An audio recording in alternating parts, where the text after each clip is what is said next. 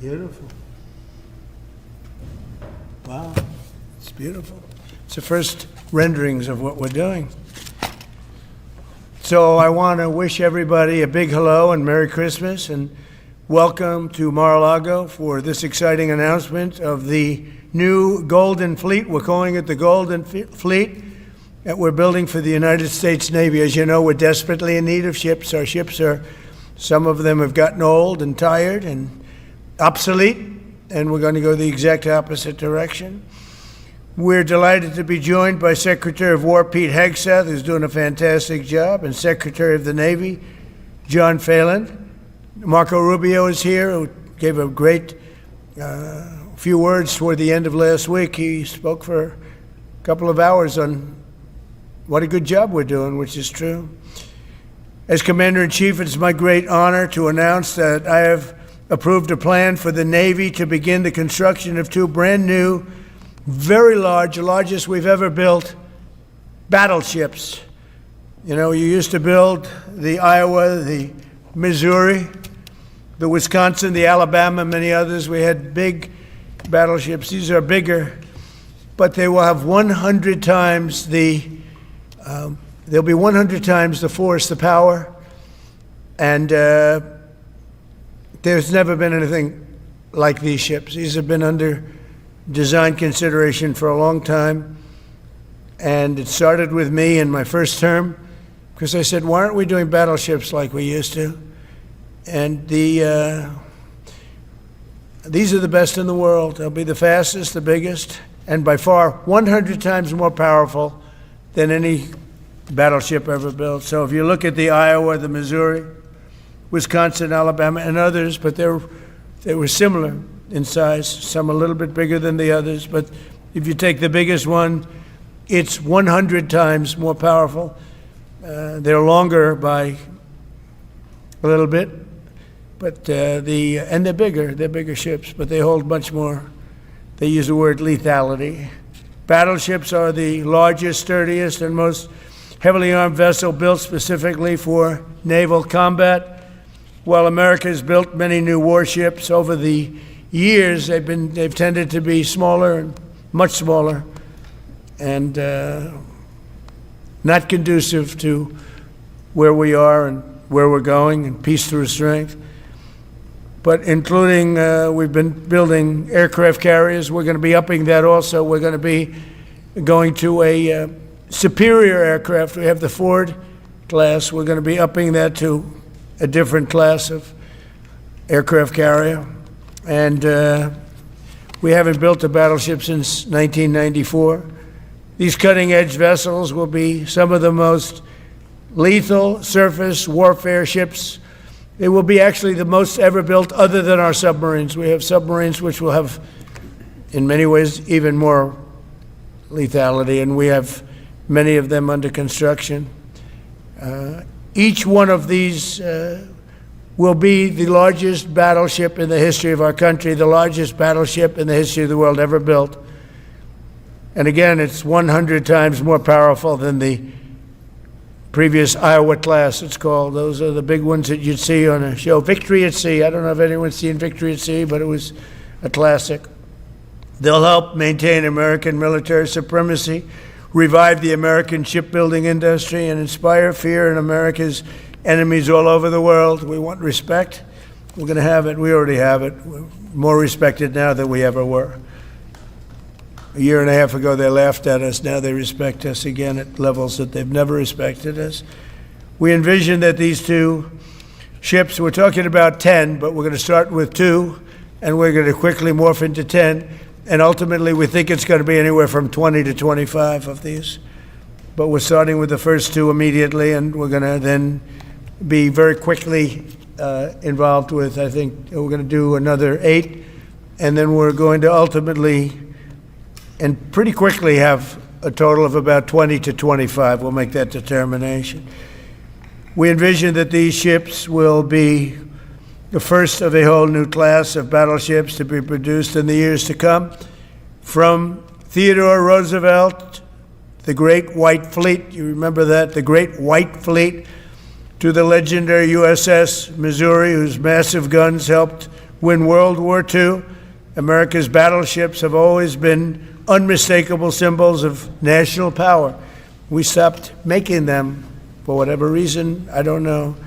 And I want to congratulate John Thalen, who is your secretary of the Navy. He came to me the first day we met. He talked about battleships, and I said, "You're absolutely on the right track." He said, "Why are we doing other things? We have missiles, which are much more expensive." By the way, these battleships have tremendous numbers of missiles, but they also have guns. And in many ways, guns can do the trick just as well as missiles at a tiny fraction of the cost. Once completed, these new 30 to 40,000 ton plus vessels will be the flagships of the American naval fleet, and there has never been anything built like them. And I just want to be very clear that we're building them here. We're working with others, but we're building them here. We have great Navy yards. We'll be negotiating with some of the companies that are running those yards, taking over the yards. We used to build a ship a day during World War II. Now we don't do ships very much anymore. We do military ships, we do submarines. By the way, we're 15 to 20 years advanced in our submarines over anybody else. That was one of the things that I did in my first term. We make the best submarines by far in the world. We're at least 15 years advanced ahead of anybody else in submarine development. Most powerful, that's right, the most powerful weapon anywhere in the world, undetectable. So the battleships are going to be armed just in terms of guns and missiles at the highest level.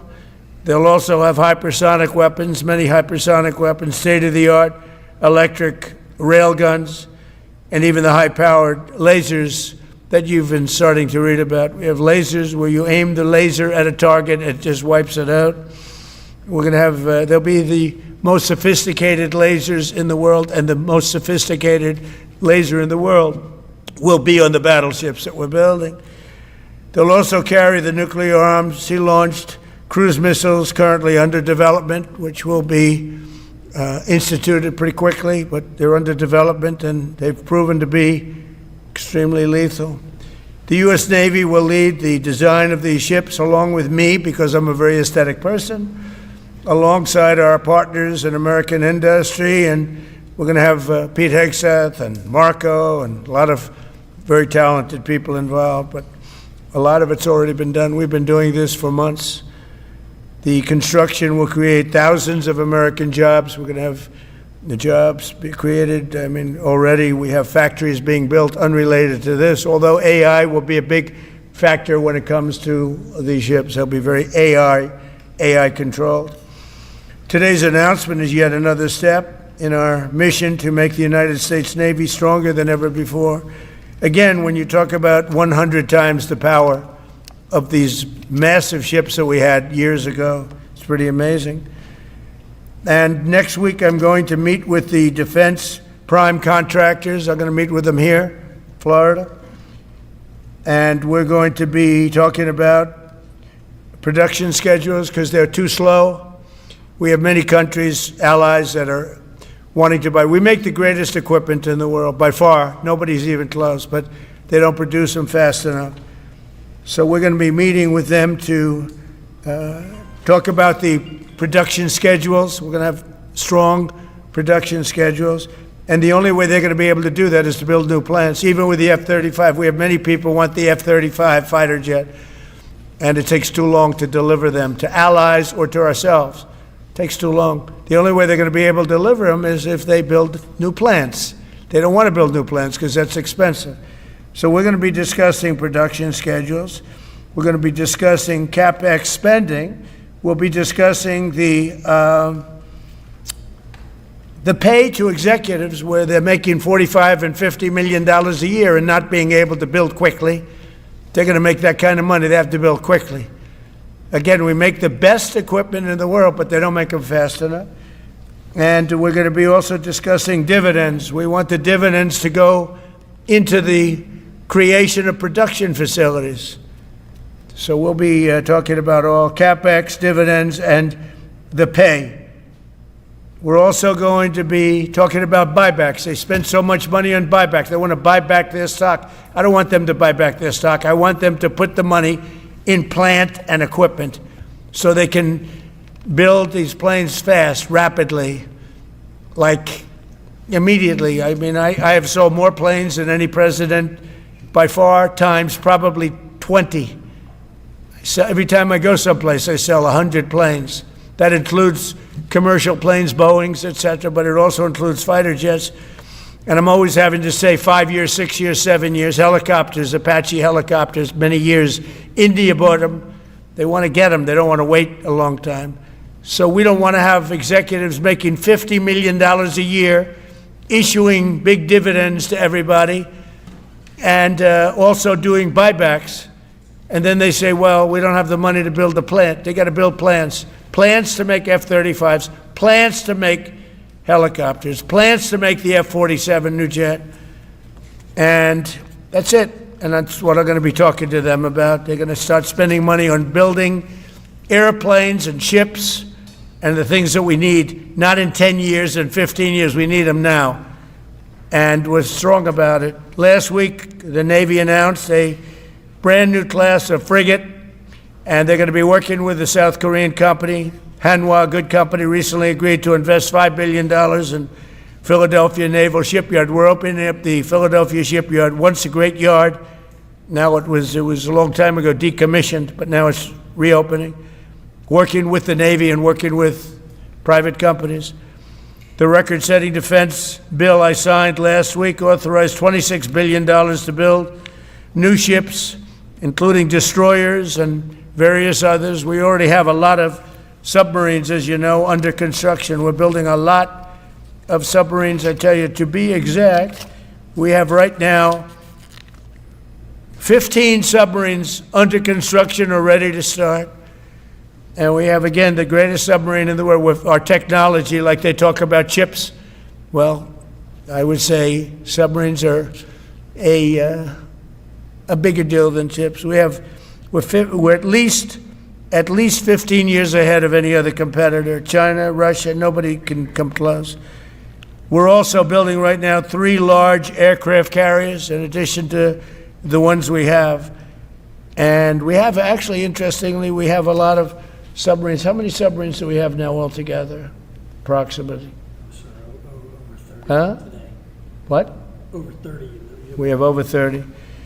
But these are the super duper subs, and there's nothing like them. So we're going to be doing from 12 to 15 brand new submarines. We have a couple of other things going on. We'll be building other elements of Navy. We'll be fixing up headquarters. We'll be fixing up places for our great sailors to live. And we're going to be working very hard with companies, but we're also going to be penalizing companies that aren't doing a good job. For instance, when they built the Ford, Gerald Ford, the cost overruns were ridiculous. That was done in Norfolk, Virginia. We're going to be talking about that with that company. The cost overruns were out of control. In World War II, the United States built upwards of 4 ships per day. Can you believe it? 4 ships a day, on average. And now there weren't all big warships, but there were ships, freighters, tankers. And it's a tragedy that we allowed this incredible capability to just go astray. We don't do that much anymore. We do build our warships, but that's about it. But that's a lot. We're going to restore America as a major shipbuilding power. We're going to ensure the USA is the most powerful fleet anywhere in the world, and long into the future, with battleships helping lead the way, and the submarines that, again, nobody competes with us on submarines. So I just want to thank everybody, and I'd like to ask Secretary Hegseth to say a few words, followed by the Secretary, but if you would, Secretary of the Navy. But Pete's doing a fantastic job. By the way, we have drugs are down 96.2% coming into the United States. 92.6 by sea. And soon we'll be starting the same program on land. The land is much easier. But every one of those boats that we knocked out saved 25,000 lives. So we saved 25,000 lives every time we knock out one of those boats with the drugs pouring in. And you just have to see it. I mean, people say, oh, gee, do you think it was really drugs? Well, just take a look. Bags all over the place. That's not fishing equipment. There's no fishing rods on those boats. They move fast. When you see a boat with 4 engines or 5 engines on, going 40, 50 miles an hour, well, they get hit. We save 25,000 lives every single time we knock out a boat. And it's over 96% stopped by sea. We're trying to figure out who the other 4% are, frankly. And we're going to have the same success, but even quicker, because it's much easier on land. If they want to come by land, they're going to end up having a big problem. They're going to get blown to pieces, because we don't want our people poisoned. 300,000 people died, probably last year 300,000. A lot of people say it was 200. Somebody said last night, it was only 175,000 people. That's like 3 stadiums, big football stadiums filled up with people died. But I think the real number is 300,000. We're not going to have that anymore. So we're doing a great job, and we enjoy doing it. Our border is secure. Our country is strong. Trillions of dollars is coming into our country from other countries and companies.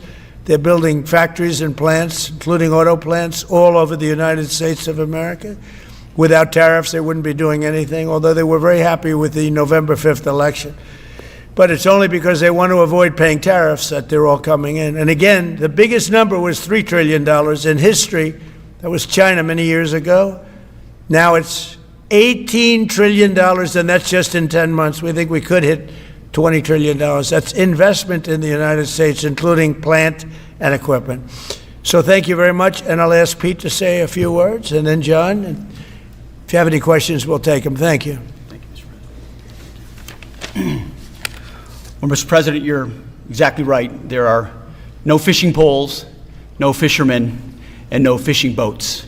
Just drug dealers and narco-terrorists. And with every strike, we're saving American lives. No other president was willing to do real deterrence. That's exactly what's happening.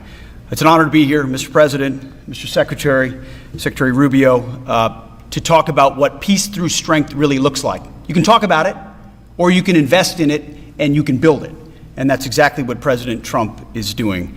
At the Department of War, we're restoring the warrior ethos. In fact, the President mentioned the NDAA. We put into law merit-based. We put into law getting rid of DEI and political correctness. That's now part of how our military operates. And you've seen it in record recruiting in the spirit of the Department of War. We're rebuilding the military. President Trump did it once. He's doing again with historic investments today in shipbuilding. And we're reestablishing deterrence, whether that's at the border, whether it's through Golden Dome, what happened with Midnight Hammer and what Iran found out, those drug boats, and of course the Houthis opening up the shipping lanes. American strength is back on the world stage. And the announcement of the Golden Fleet, anchored by new battleships, the biggest and most lethal ever, accomplishes all 3 of those things and marks a generational commitment to American sea power. Across the entire department, we are developing new operational concepts, deploying cutting-edge technologies, and making major investments, including in our Navy. This is happening in all domains, including space, as the President has talked about before anyone else. So it's the highest of domains and the lowest of domains under sea, and especially today in sea power, that always has to be decisive, has been in the history of America, and will continue to be under the leadership of President Trump. We will make sure that anything that flows from our country and with our allies flows freely and uncontested. New and better ships will provide that deterrent today and for generations to come. This new class, these new investments, will be the types of things that for decades, for centuries, the American people will look back and thank President Trump for having the vision and the willingness to invest right now in capabilities we need today, tomorrow, and long into the future. So, Mr. President, thank you for this investment, and I'll hand it over now to the Navy Secretary.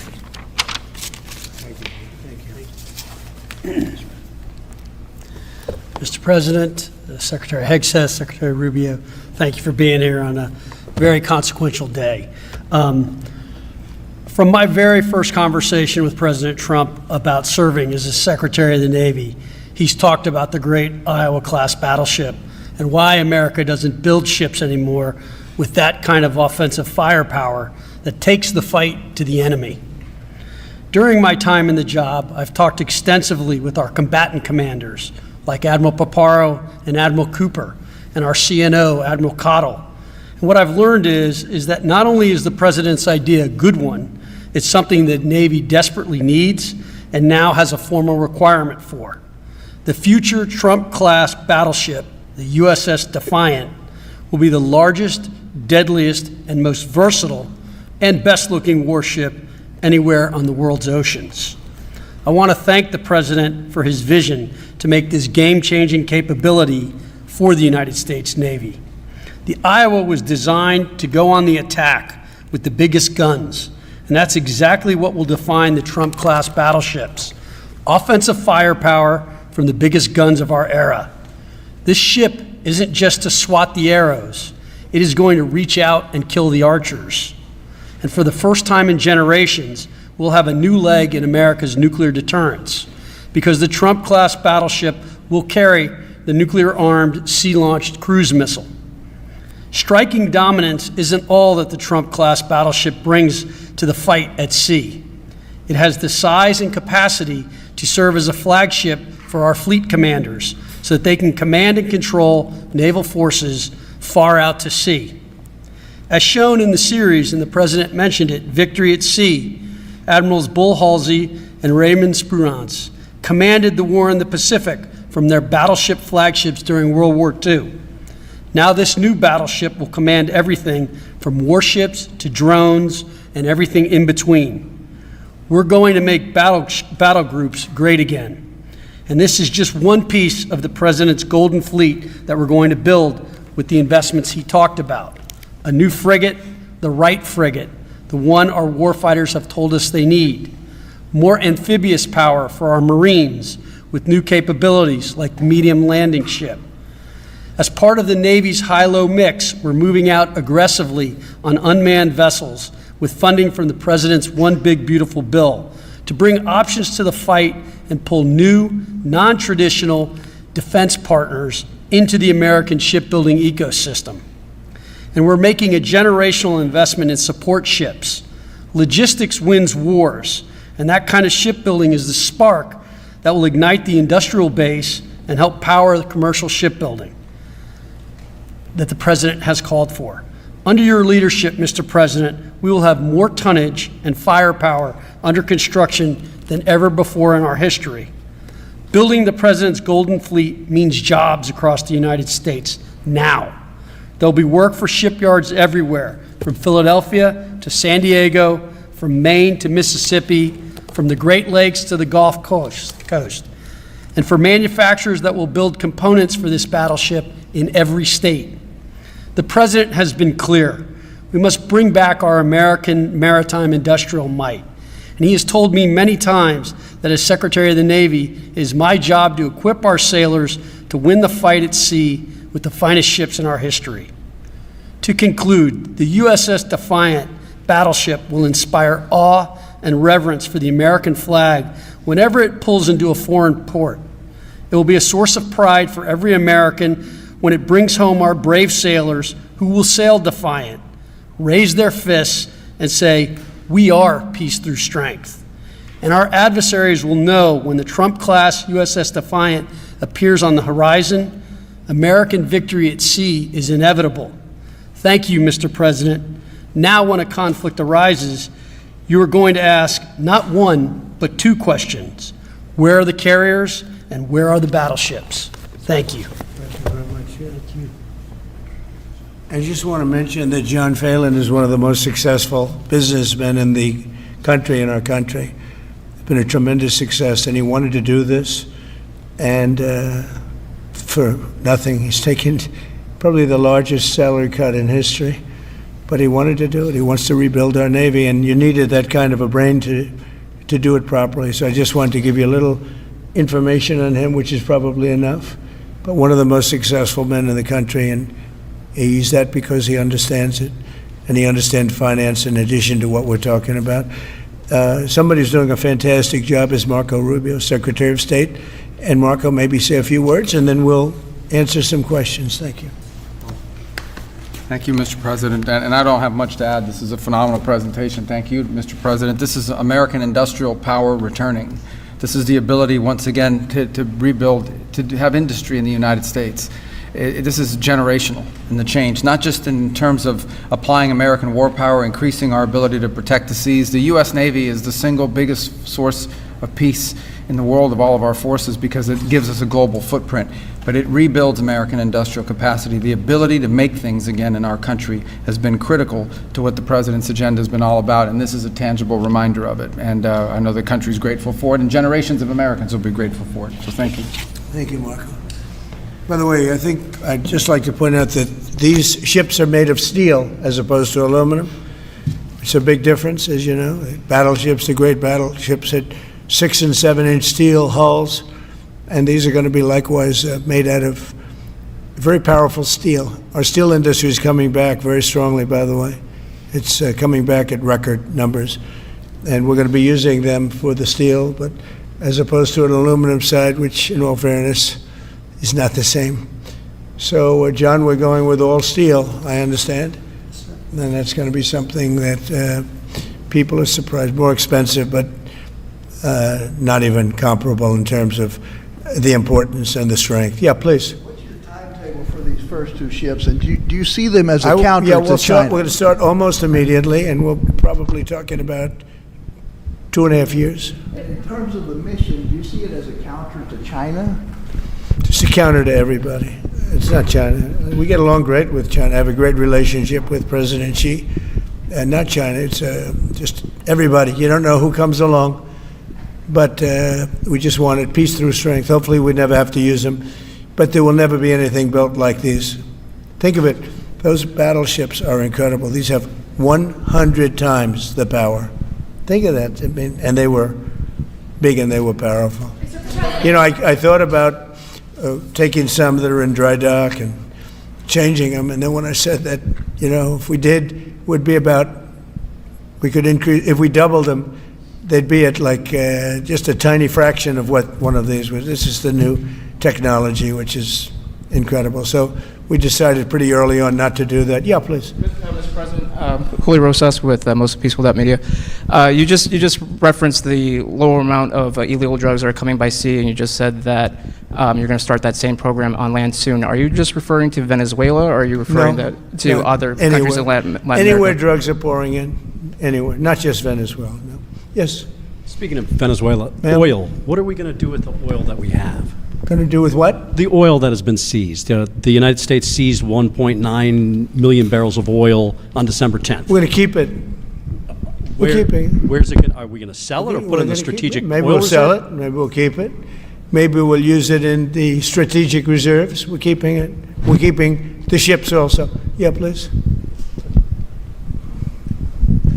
About Venezuela, sir, have you spoken to American oil companies that have had their assets seized about what a post-Maduro Venezuela would mean for them, of what coming back and restarting operations? The big ones, yeah. I have. Yeah, please. Why do you feel like this initiative was neglected for so many years, and does this come amidst the rising tensions between the U.S. and Venezuela? We're talking about with Venezuela? Yes. Well, you had a different kind of a president before me. They didn't mind being ripped off. They didn't mind being robbed. They didn't mind drugs pouring into our country. They didn't mind the jails of Venezuela and Trinidad being emptied into the U.S., where they take over Colorado and other places. I do mind. So you had a different kind of a president. I hope people are enjoying it because we've never been respected more than we are now. Yeah, please. Thank you. Thank you, Mr. President. Were you surprised by the number of photos of Bill Clinton in the Epstein files? And can you commit to their full... What? And were you surprised by the number of photos of Bill Clinton in the Epstein files? And can you commit to their full release by the end of the year? Some of the victims were protesting that too many of them were redacted. I know there are a lot of people that are angry about all of the pictures of other people, you know, but I think it's terrible. Look, I like Bill Clinton. I've always gotten along with Bill Clinton. I've been nice to him. He's been nice to me. We've always gotten along. Respect him.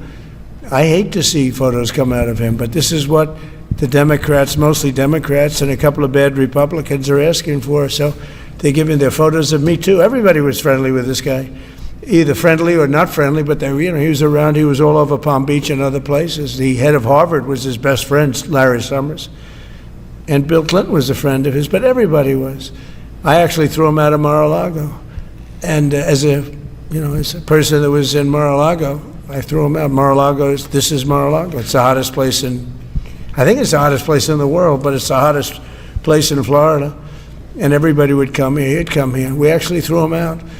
But no, I don't like the pictures of Bill Clinton being shown. I don't like the pictures of other people being shown. I think it's a terrible thing.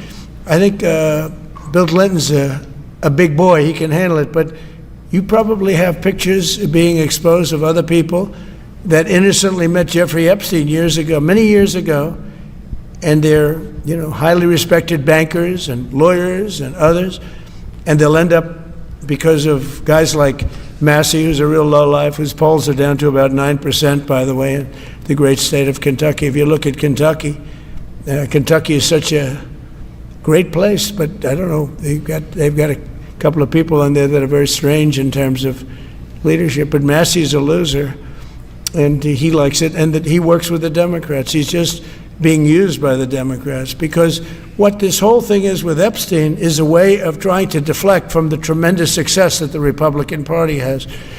Like, for instance, today we're building the biggest ships in the world, most powerful ships in the world, and they're asking me questions about Jeffrey Epstein. I thought that was finished. I believe they gave over 100,000 pages of documents, and there is tremendous backlash. It's an interesting question, because a lot of people are very angry that pictures are being released of other people that really had nothing to do with Epstein, but they're in a picture with him because he was at a party, and you ruin a reputation of somebody. So a lot of people are very angry that this continues. A lot of Republicans are angry because of the fact that it's just used to deflect against a tremendous success. Look, we have $18 trillion coming into our country. I believe we're going to have the most successful economy in history. We inherited a mess. Now prices are coming way down. Gasoline is less than $2 in some states, $1.99, $1.97, $1.95 a gallon. $1.95. Think of that. A gallon. Nobody ever thought they'd see that. They don't want to talk about that. They want to talk about Epstein. And the problem is a lot of Democrats are being caught up in the web, like Larry Summers. Larry Summers was the head of Harvard. He's now been forced to resign from every board he's on, and he was thrown off the Harvard board. Now he was at Epstein's Island a lot. I wasn't. I never went there, by the way. But fortunately, it's nice. But I never went there. But a lot of people did go there. But instead of talking about the battleships, or instead of talking about most favored nations drugs, we're bringing down drug prices like at a level that has never even been thought of, by thousands. Think of it, by 1,000%, by 1,200, 1,300, 1,400% in some cases. A drug that sells for $10 in London is costing $130 in New York. We're bringing it down to $20, and they're going to go up to 20. So they're going from 10 to 20, which is a doubling. It's a doubling. That's a lot, but it's a doubling. But we're going down to 20. So we're going down, if you can do your own math, but it's 2,000%, 3,000%. It's pretty amazing. And the New York Times had a story about it, a small story, way in the back of the paper. It's the single biggest thing to happen with respect to drugs probably in 50 years. It's never been anything like this.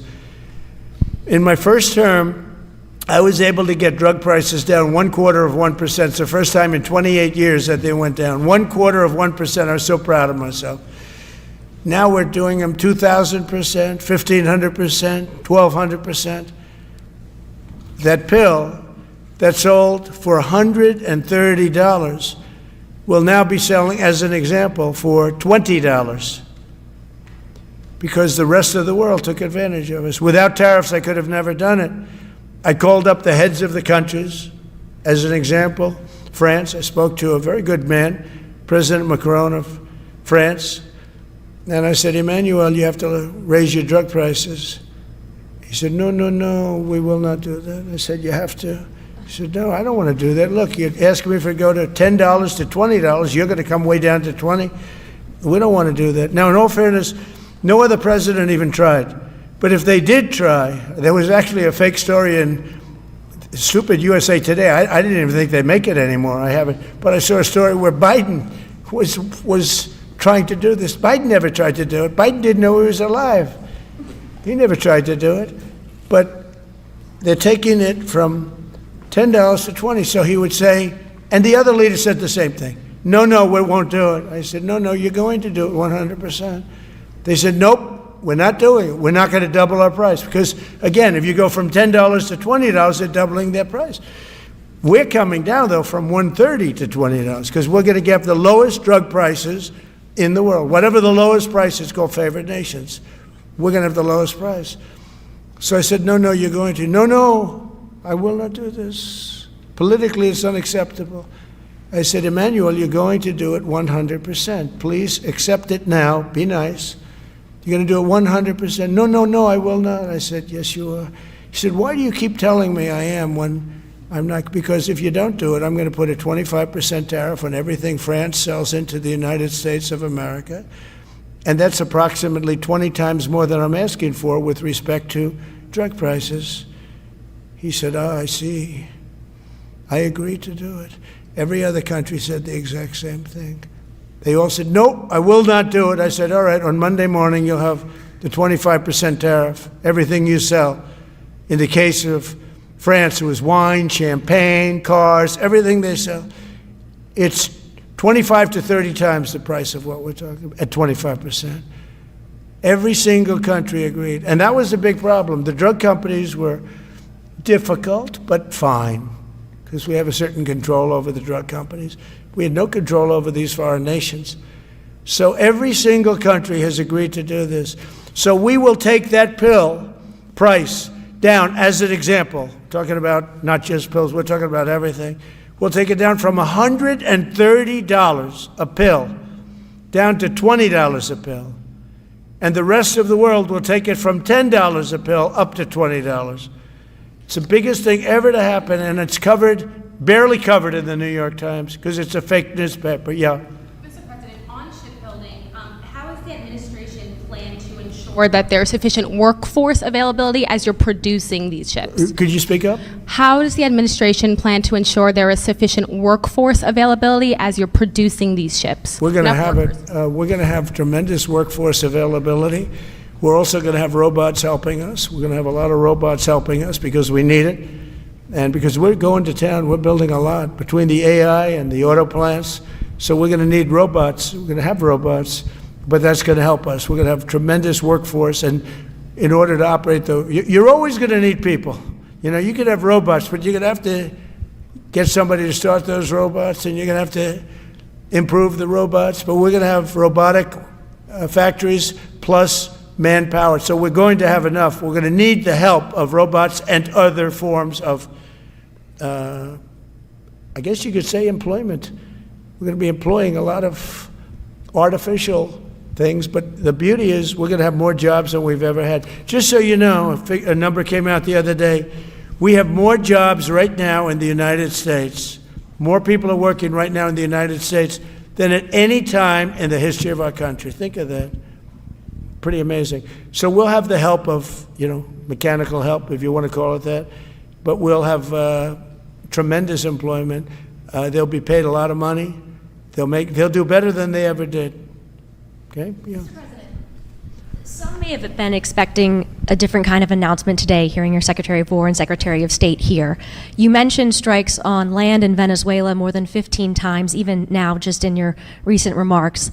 Why should Maduro take your threats seriously? And he can do whatever he wants. What's your end Maduro? game? What's your end He game? could there's no answer. He could do whatever he wants. I mean, we have a massive armada formed, the biggest we've ever had, and by far the biggest we've ever had in South America.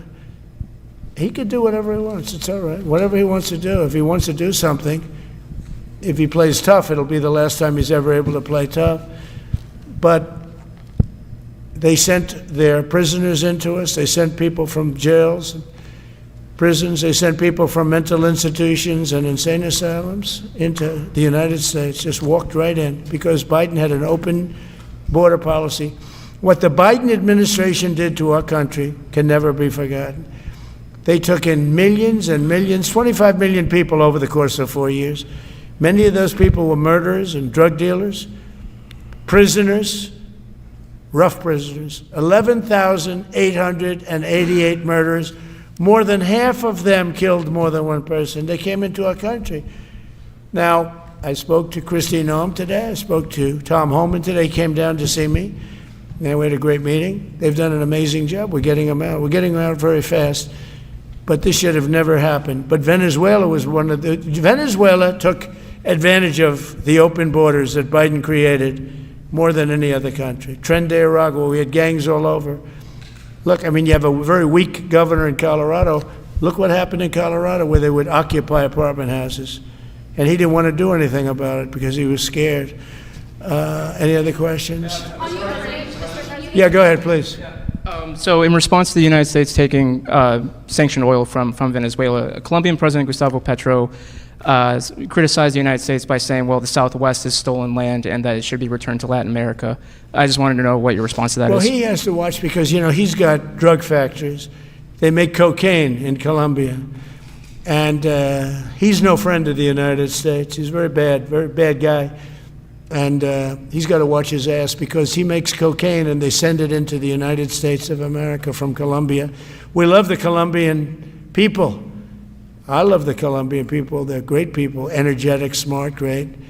But their new leader is a troublemaker. And he better watch it. He better close up those cocaine factories. They have at least 3 major cocaine factories. We know where they are. He better close them up fast, yeah. By the way, it's made and sold into the United States. Comes through Mexico. Thank you, sir. You've named Governor Landry to be new special envoy to Greenland. Yeah. How do you? What do you see that role entailing? And is it still your intention that Greenland become part of the U.S.? He viewed Louisiana, the Louisiana Purchase. He said, "I'm governor of Louisiana," and he said, "I would love." I didn't call him; he called me. He's very proactive. He's a great guy. He's a deal guy. He's a deal maker type guy. And we need it for national protection. We need Greenland for national protection. They have a very small population. And I don't know, they say Denmark, but Denmark has spent no money. They have no military protection. They say that Denmark was there 300 years ago or something with a boat. Well, we were there with boats too, I'm sure. So we'll have to work it all out. But he felt very strongly, we need it for we need Greenland for national security. Not for minerals. We have so many sites for minerals and oil and everything. We have more oil than any other country in the world. We need Greenland for national security. And if you take a look at Greenland, you look up and down the coast, you have Russian and Chinese ships all over the place. We need it for national security. We have to have it. And he wanted to lead the charge. So we're making him, Marco, today, a special envoy to Greenland. Greenland's a big deal. Yeah. On the talks that took place this past weekend, and could a trilateral discussion of sort be the next step for Ukrainian, U.S., and Russian delegations? So the talks in Ukraine, Russia are going along. They lost, as you know, 27,000 soldiers last month, mostly soldiers, some people in Kiev, etc., but mostly soldiers. And the talks are going along. And I say that, you know, there's tremendous hatred between these two leaders, between President Putin, President Zelensky, tremendous hatred. And I hope we can get it done. We are talking. Talks are going okay. But, you know, I've solved 8 wars. And Thailand is starting to shape up. You know, they started with Cambodia. They started up again. But I think, Marco, we have that in pretty good shape to have that stopped. So we stopped 8 wars. And I thought this would be in the middle of the pack. But maybe easy, but in the middle of the pack. But there's a lot of hatred between those two people, and when there's hatred, there's, you know. But we stopped one war 38 years, one war 35 years, one war was going on for 32 years. And we stopped, think of it, we stopped a potential nuclear war between Pakistan and India. And the head of Pakistan, highly respected general, he's a field marshal, and also the Prime Minister of Pakistan said, President Trump saved 10 million lives, maybe more, by getting that war. You know, 8 planes were shot down. That war was starting to rage. And he actually said the other day that President Trump saved 10 million lives, maybe more, So we solved all these wars. The only one I haven't solved yet is Russia, Ukraine. Are you still pushing for the Christmas Day deadline with Russia and Ukraine? And have you spoken with Putin or Zelensky or plan to push the deal? I'll do whatever I have to do. I mean, I'd like to see it stop. Look, we don't lose any money on that war anymore. You know, Biden gave $350 billion, and who knows what happened to it. We now sell missiles, planes, all of the best military equipment. We sell it to NATO. We got NATO to go from 2% GDP to 5%. Nobody believed that to this day. Nobody's going to write that, but nobody believed it. And they take that money and they pay it to the United States for weapons. So we sell weapons to NATO. We sell full price. We sell weapons to NATO, and NATO takes those weapons and probably distributes them, but gives a lot of them to Ukraine. So we don't lose any money like we did with Biden. He was spending money like a fool. He was a fool. What he did to our country is so horrible. But he gave it $350 billion between cash, gave a lot of cash, $350 between cash and weapons. You remember at the beginning of that whole thing, I gave them javelins. Javelins are the anti-tank busters. And President Obama at the time gave them sheets. I gave them javelins. They gave them sheets. But you know, the bottom line, it's time for, I think they're all tired of that war. Everyone's tired of that war. It's got to stop. Yeah, please. The U.S. was in active pursuit of a sanctioned oil tanker yesterday. Are you able to share what became of that tanker? Was the U.S. able to seize it? No, it's moving along, and we'll end up getting it. Yeah, we're actually pursuing it.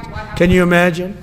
Because it came from the wrong location. It came out of Venezuela, and it was sanctioned. Yeah, please. Ultimate goal in Venezuela to force Maduro from power. Well, I think it probably would. I can't tell that. That's up to him, what he wants to do. I think it would be smart for him to do that. But again, we're going to find out. Look, Venezuela did terrible things to the United States. They sent hundreds of thousands of people, millions of people, into our open border.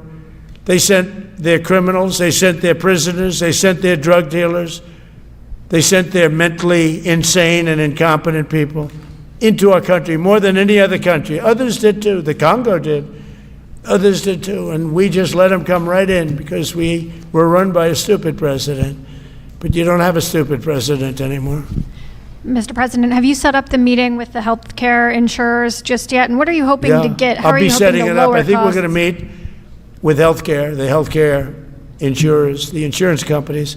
So what I'm asking for in healthcare is very simple. Obamacare is a disaster. I call it the Unaffordable Care Act. Unaffordable as opposed to, it's unaffordable.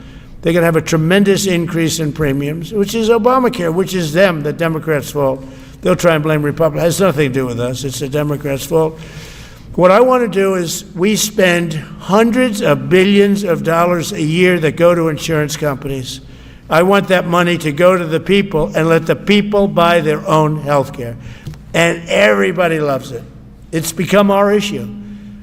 Now, before I do that, I'll meet with the insurance companies, just as I met with the drug companies. As you know, we're meeting with 4 other drug companies, Johnson & Johnson, but they've all agreed. We're meeting with them this week. It's coming up. It'll be a similar meeting. They've all agreed. But nobody would have thought the drug companies were going to do what they did, where they're giving away free drugs. And they've been so great, okay? And we have most favored nations. Nobody thought that was possible. I don't think any other president ever tried to get it because they never thought they could. But with respect to the insurance companies, I want to meet. There's essentially 14 of them, 10 big, but there's a total of 14 pretty much, pretty big. And I want to meet with them, and I want to say, I want you to cut your rates way down, way down. And maybe if they do that, we'll be able to not cut them out. We'll be able to continue to deal with them, which is probably a little easier process. I think the best process is pay the money directly to the people, let them buy their own health care. But I'm going to meet with them the first week back. I do it now, but they're trying to come up with a schedule. They want to meet badly, they've told me, but they want to come up with a schedule. I said, make it a good schedule. Your rates have to come way down. We're also going to meet with other insurance companies because under Biden, the insurance rates have gone through the roof. Auto insurance, home insurance. I mean, insurance companies are making far more than they're entitled to make. So we're going to be doing that. But just in the meantime, we'll be meeting with the insurance companies in the first week, the first few days back in Washington, because they're trying to come up with a proposal that will satisfy me. Thank you very much, everybody. Appreciate it. I hope you're going to enjoy the battleships. They're going to be beautiful. Thank you. And have a great Christmas if I don't speak to you. Thank you very much. Thank you very much.